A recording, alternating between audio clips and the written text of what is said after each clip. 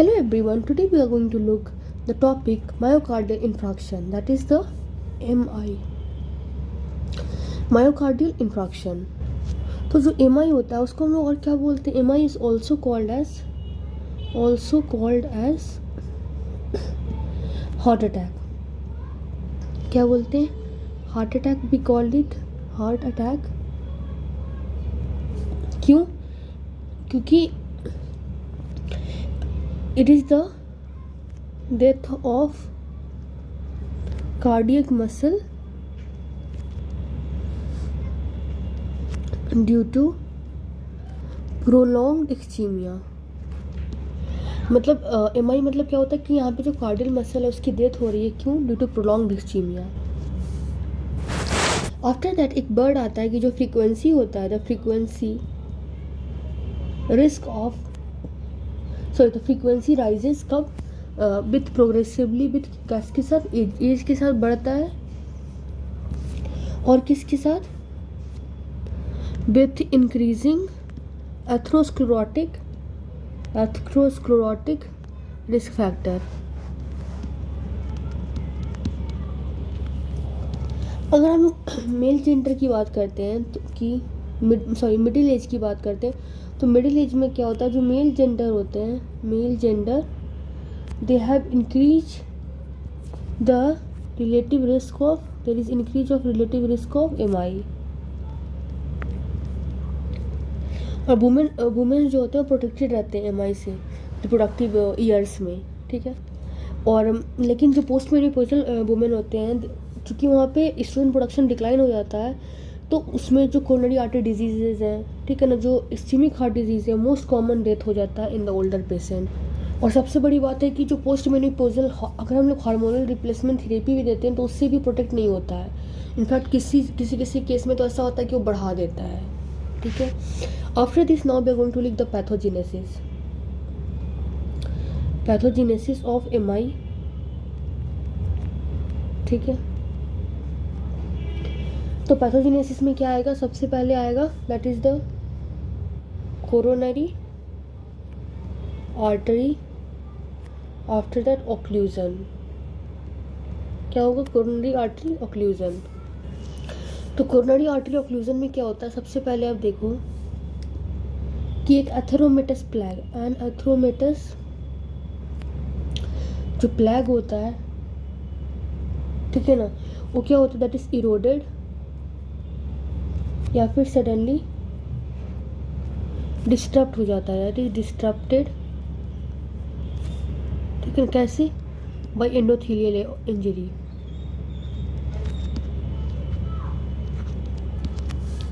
ठीक है. जो एथेरोमेटस प्लैग होता है ये इरोड हुआ था या फिर सडनली डिस्टर्ब हुआ था. कैसे? एंडोथेलियल इंजरी से. और जो इंट्रा प्लैग हिमरेज है, या फिर जो मैकेनिकल फोर्स है, या फिर जो एक्सपोजिंग सब इंडोथेलियल कोलेजन है, या फिर जो नेक्रोटिक प्लैग है, कंटेंट द ब्लड. तो क्या हो रहा है कि जो एथेरोमेटस प्लैग है वो इरोड होता है या फिर सडनली डिस्टर्ब होता है. कैसे? एंडोथेलियल की इंजरी से. ठीक है. या फिर इंट्रा प्लैग हेमरेज से, या फिर मैकेनिकल फोर्सेस से. तो जिससे क्या होता है? देयर इज एक्सपोजर ऑफ सब एंडोथेलियल कोलाजन, जिससे सब एंडोथेलियल कोलाजन एक्सपोज हो जाता है. और नेक्रोटिक प्लैग जो आता है वो ब्लड के कंटेंट में आ जाता है, कॉन्टैक्ट में आ जाता है. ठीक है. उसके बाद फिर क्या आता है कि जो प्लेटलेट्स होते हैं, जो प्लेटलेट होता है वो एडहेयर करता है, वहाँ पे एग्रीगेट करता है, एग्रीगेट, और एक्टिवेटेड हो जाता है. ठीक है. एक्टिवेटेड. और क्या रिलीज करता है? दैट क्या रिलीज करता है? थ्रोम्बैक्सिन A2. और क्या रिलीज करता है? ADP. और क्या रिलीज करता है? सीरोटोनिन. ठीक है. जो ये क्या करवाता है? This cause platelet aggregation. और क्या करवाता है? That cause vasospasm. ठीक है। तो हमने क्या देखा कि एक एथ्रोमेटस प्लैग बना, इरोड हुआ या फिर सडनली डिसअपियर हुआ, डिस्टर्ब हुआ कैसे, एंडोथेलियम एक एथ्रोमेटस प्लैग हुआ, ठीक है, वो इरोड हो गया या फिर सडनली डिस्टर्ब हो गया किससे, एंडोथेलियल इंजरी से। फिर इंट्राप्लैग हीमरेज या फिर मैकेनिकल फोर्सेस या फिर एक्सपोजिंग सब एंथोलिक कोलाजन और नेक्रोटिक जो प्लैग्स है वो किसी कंटेक्ट में आया, ब्लड कंटेक्ट में आया। अब फिर क्या हुआ, जो प्लेटलेट है वहाँ पे अडेयर हुआ, ठीक है, वहाँ पे एग्रीगेट हो गया और एक्टिवेट हो गया, जिससे रिलीज हुआ थ्रोम्बैक्सिन A2, ADP और सीरोटोनिन। क्या क्या रिलीज हुआ, प्लेटलेट एग्रीगेट कर गया, एक्टिवेट हो गया और रिलीज करवा दिया थ्रोम्बैक्सिन A2, ठीक है, ADP एंड सीरोटोनिन, जो कि काउस क्या करता है, फर्दर प्लेटलेट्स की एग्रीगेशन को और वेजोस्पाज्म को। उसके बाद क्या होता है, there is activation of coagulation का एक्टिवेशन होता है किससे, that is by the tissue factor, और अदर मैकेनिज्म और ऐड हो जाता है, other mechanism adds to growing thrombus. ठीक है, तो जो एक्टिवेशन हो गया कोगुलेशन का, कोगुलेशन एक्टिवेट हो गया किसी टिश्यू फैक्टर से और अदर मैकेनिज्म ऐड हो गया, ठीक है ना, टू द ग्रोइंग थ्रोम्बस। उसके बाद क्या होता है, विद इन मिनट्स में ही क्या हो जाता है, विद इन मिनट जो थ्रोम्बस हो जाता है ना, थ्रोम्बस वो क्या करता है, इवॉल्व हो जाता है टू कम्प्लीटली क्या कर देते हैं, ओक्लूड कर देता है, मतलब पूरे कवर कर देता है, ओक्लूड कोरोनरी आर्टरी के लूमेन को, पूरा ओक्लूड कर देता है, पूरा भर देता है। अब ये MI हो गया। अब इसका एविडेंस क्या होता है, जो MI हुआ उसका एविडेंस ऑफ सिनेरियो क्या कैसे आता है, तो जो हम लोग ऑटोप्सी स्टडी करते हैं, ठीक है ना, कि जो पेशेंट एक्यूट MI से डाई किया और उसके बाद हम लोग इमेजिंग भी करते हैं, ठीक है ना, तो दिखाता है, डेमोन्स्ट्रेट करता है हाई फ्रीक्वेंसी ऑफ थ्रोम्बैटिक ऑक्लूजन हो जाता है, ठीक है ना, अर्ली आफ्टर MI। और इंटरेस्टिंगली वहाँ पे दिखता है कि कंपेयर करते हैं हम लोग प्रायर एंजियोग्राम से, तो दिखाता है कि thrombi usually at the site that did not previously has a critical, मतलब वहाँ पे रहता है जहाँ पे क्रिटिकल 70% से ज़्यादा फिक्स्ड स्टेनोसिस नहीं होता है। टिपिकली जब एंजियोग्राफी परफॉर्म किया जाता है within 4 hour of the onset of MI, तो डेमोन्स्ट्रेट करता है कि कोरोनरी थ्रोम्बोसिस है वो ऑलमोस्ट 90% ऑफ द केसेस में होता है, ठीक है।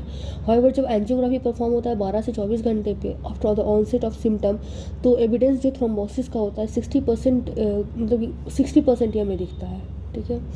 दस एटलीस्ट कुछ ऑक्लूजन जो होता है clear spontaneously through lysis of the thrombus और रिलैक्सेशन ऑफ स्पाज्म, मतलब एटलीस्ट कुछ ऑक्लूजन मतलब क्लियर स्पॉन्टेनियसली हमें दिखता है through lysis of the thrombus और रिलैक्सेशन ऑफ स्पाज्म। उसके बाद this sequence of the event होता है, ठीक है ना, टिपिकल मायोकार्डियल इंफ्रैक्शन, इस ये थेरेपेटिक इम्प्लीकेशन के लिए भी this sequence of event important होता है, ठीक है ना। अर्ली जो थ्रोम्बोलाइसिस होता है और एंजियोप्लास्टिक होता है वो कैन बी हाईली सक्सेसफुल होता है, किस लिए बोल रहा है, अर्ली थ्रोम्बोलाइसिस होता है या फिर एंजियोप्लास्टी होता है, वो हाईली सक्सेसफुल होता है क्या, किसको लिमिट करने के लिए, मायोकार्डियल नेक्रोसिस को लिमिट करने के लिए। और ठीक है ना, मतलब अर्ली थ्रोम्बोलाइसिस या फिर अर्ली हम एंजियोप्लास्टी कर देंगे तो मतलब लिमिट कर देगा, मायोकार्डियल नेक्रोसिस नहीं होगा, ठीक है ना। उसको लिखता है कि इन अप्रॉक्सीमेटली 10% ऑफ केसेज जो MI होता है अकर होता है in the absence of typical coronary atherothrombosis, मतलब कि अप्रॉक्सीमेटली 10% ऑफ केसेस में MI जो होता है कैसे होता है, इन द एब्सेंट ऑफ, मतलब जब कोरोनरी एथेरोथ्रोम्बोसिस नहीं बना रहता है। उन सब सिचुएशन के अदर फैक्टर्स होते हैं जो कि रिस्पॉन्सिबल होते हैं रिड्यूस्ड कोरोनरी ब्लड फ्लो के लिए। तो यहाँ पे हम लिखते हैं कि in the 10% of cases, in the 10% of case जो MI होता है that occur in the absence of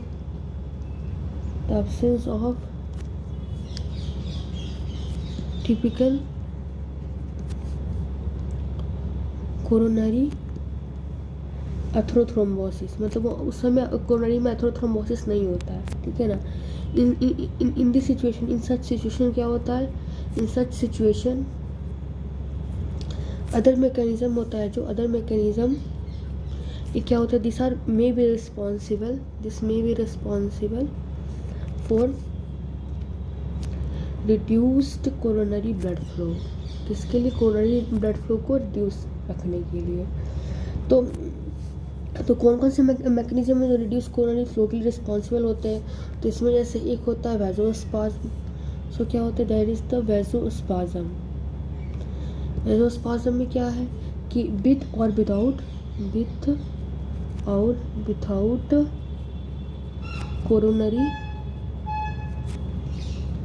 atherosclerosis, क्या होगा, विथ या विदाउट कोरोनरी एथेरोस्क्लेरोसिस, ठीक है ना। तो वैसोस्पाज्म में क्या देखा कि विद और without coronary atherosclerosis perhaps, vasospasm कैसे होता है, परहैप्स इन एसोसिएशन विथ किसके लिए, प्लेटलेट एग्रीगेशन और ड्यू टू ड्रग इंजेक्शन जैसे कि एग्जाम्पल में अगर देखते हैं जैसे कोकीन या फिर इफेड्रिन, ठीक है। तो कौन कौन से ऐसे फैक्टर्स होते हैं जो रिस्पॉन्सिबल होते हैं जो रिड्यूस कोरोनरी ब्लड फ्लो के लिए, तो एक होता है वैसोस्पाज्म, ठीक है ना, जो कि होता है विद और विदाउट कोरोनरी एथेरोस्क्लेरोसिस। क्या होता है, विद और विदाउट कोरोनरी, मतलब कोरोनरी एथेरोस्क्लेरोसिस हो भी सकता है नहीं भी हो सकता है, ठीक है ना। तो ये बेसिकली जो वैसोस्पाज्म होता है परहैप्स ये होता है in association with platelet aggregation, ठीक है, और ड्यू टू ड्रग इंजेक्शन या फिर ड्रग इंजेक्शन के कारण, जैसे कोकीन हो गया, इफेड्रिन हो गया। फिर वैसोस्पाज्म के बाद आप क्या देखोगे, that is second is the emboli. Emboli में क्या है, एम्बोलाई में होता है कि that is from the left atrium, from the left atrium in association with atrial fibrillation,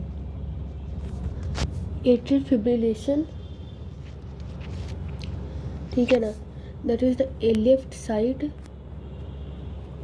mural thrombus, and उससे क्या होता है, there is vegetation of infective after that endocarditis,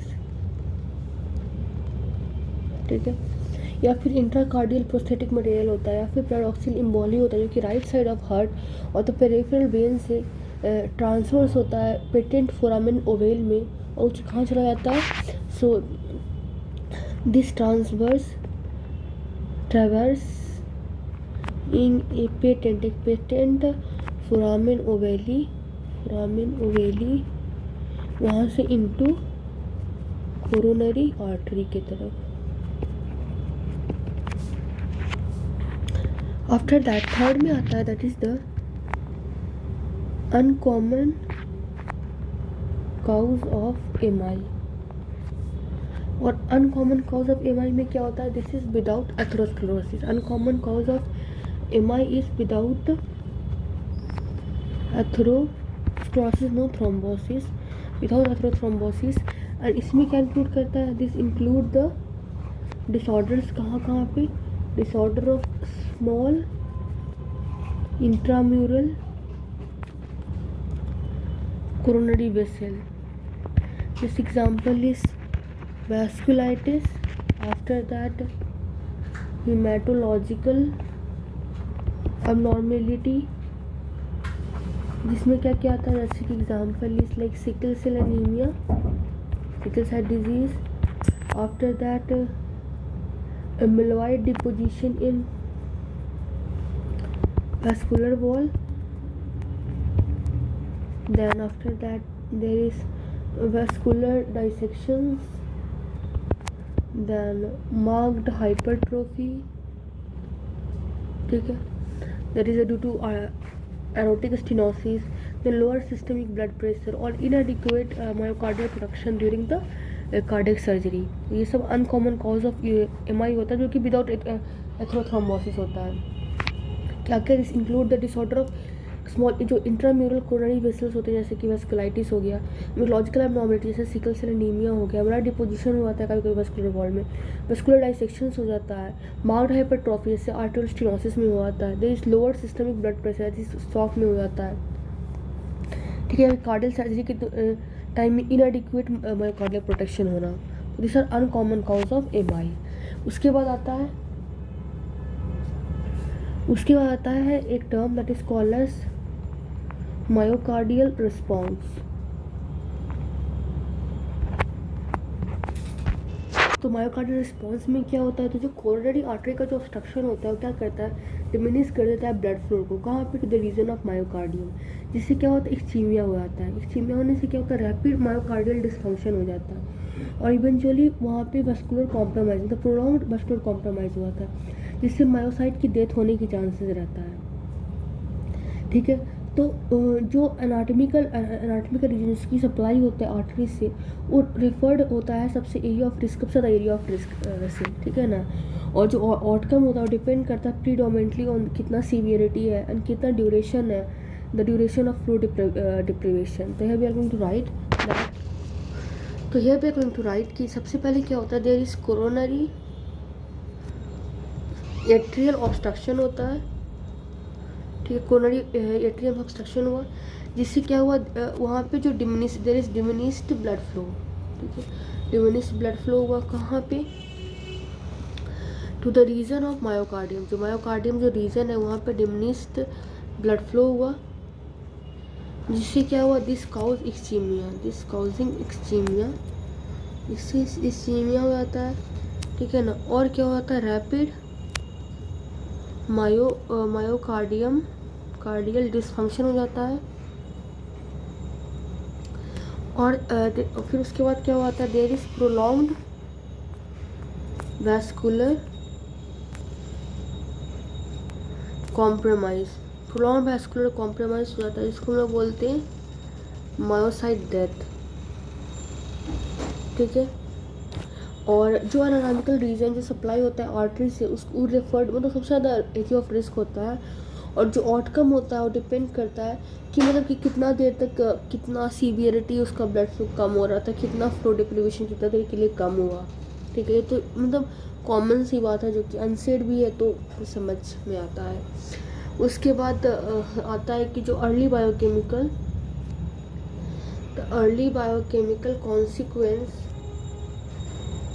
consequence जो होता है ऑफ एमआई मायोकार्डियल इस्कीमिया, ये क्या होता है, that is the cessation of aerobic metabolism. जब एरोबिक मेटाबॉलिज्म की सीजेशन होता है कितने देर में, within the seconds, and this lead to inadequate production of high energy phosphate,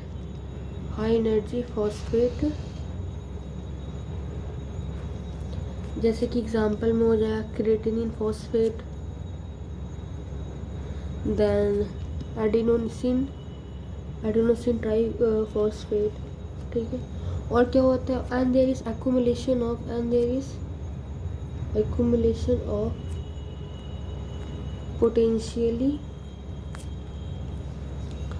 noxious metabolites का भी accumulation हो जाता है। जैसे कि एग्जांपल में अगर आप देखो तो that will be like lactic acid. उसके बाद होता है कि क्योंकि देयर इज बिकॉज ऑफ, क्या होता है कि बिकॉज ऑफ एक्सक्यू स्टेट, मतलब पूरा का पूरा डिपेंडेंस होता है किसका, dependence of myocardial function on oxygen after that nutrient. ठीक है, जो मायोकार्डियल कॉन्ट्रैक्टिबिलिटी होता है, अगर वो सीजेस हो जाता है विद इन ए मिनट,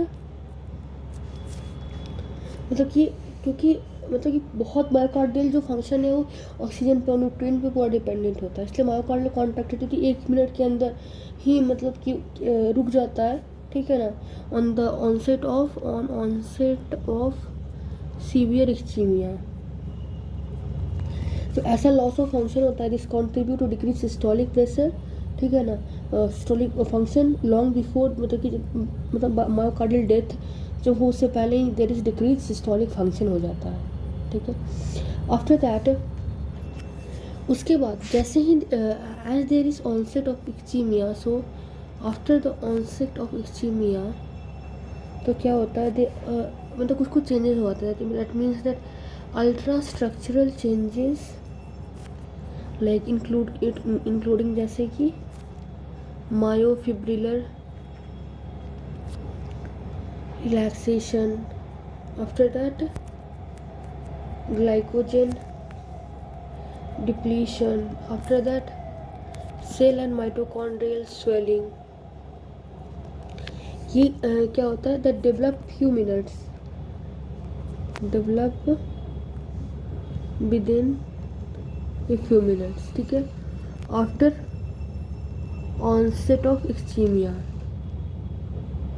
ठीक है। लेकिन ये जो अर्ली मैनिफेस्टेशन होता है, जिस अर्ली मैनिफेस्टेशन ठीक है ना, और इस्केमिक इंजरी, ये क्या होता है, दे आर रिवर्सिबल, ये रिवर्सिबल होता है, ठीक है। और ऐसा देखा गया है कि अगर देयर इज सीवियर इक्सीमिया मीन्स की ब्लड फ्लो कितना हो जाए, 10% और लेस ऑफ नॉर्मल, और ये कितने देर तक रहे, 20 मिनट्स टू 30 मिनट, देन इससे क्या होता है, there is irreversible damage, that means necrosis हो जाता है, ठीक, कार्डियल मायोसाइट का, ठीक है। और ये जो डिले होता है in the onset of permanent myocardial injury, ठीक है ना, ये प्रोवाइड करता है कि मतलब हम रैपिड डायग्नोसिस कर दें एक्यूट एमआई को, ताकि कोरोनरी मतलब हम लोग उसको बचा सकें, ठीक है, अगर पॉसिबल है तो। सबसे पहले अर्ली डिटेक्शन क्या होता है, तो that we are going to look the earliest detectable feature किसका, ऑफ मायोसाइट नेक्रोसिस का जो होता है, this is the disruption of integrity of sarcolemma membrane, जिससे क्या होता है, दिस अलाउ द इंट्रासेलुलर, जो अंदर का इंट्रासेलुलर मैक्रो मॉलिक्यूल्स होते हैं, to leak out of necrotic cell, तो नेक्रोटिक सेल के बाहर आए, टू कार्डियक इंटरस्टिशियम, ठीक है।